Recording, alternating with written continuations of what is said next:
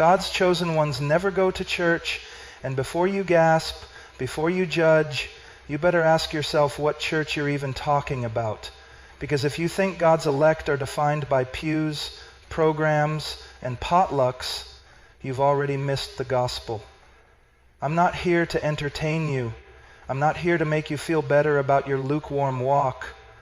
I'm here to tell you the truth. Some of you are more faithful to your Sunday schedule than you are to Christ.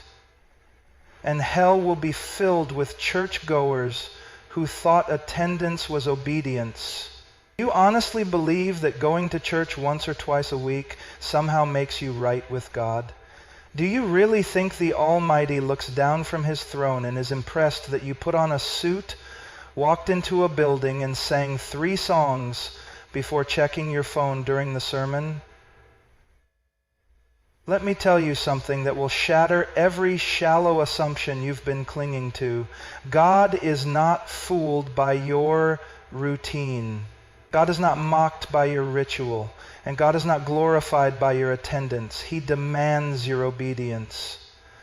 We are living in an age of religious deception where millions have been inoculated against the true gospel by watered-down sermons, emotional music, and the lie that going to church equals knowing Christ.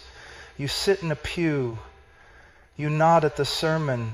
You close your eyes during the prayer, but you leave unchanged. Why? Because your heart is still dead in sin. You're not a follower of Jesus. You're a fan of religious culture. The Pharisees went to synagogue, they tithed, they fasted, they knew the scriptures better than most pastors today, and yet Jesus said to them, "You are of your father the devil." Why? Because their hearts were unrepentant. They loved the appearance of holiness, not the reality of it. They clung to the structure but rejected the Spirit. They worshiped God with their lips, but their hearts were far from Him. Sound familiar? It is a terrifying truth that many of you have more confidence in your weekly attendance than in the finished work of Christ. You think that showing up on Sunday makes up for the rest of the week you spend in compromise. You believe that because your name is on a church roll, it's written in the Lamb's Book of Life, you are trusting in your religion, not in the Redeemer. And that trust will damn you. Let me say it plainly. The true Christian life is not 1 hour on a Sunday.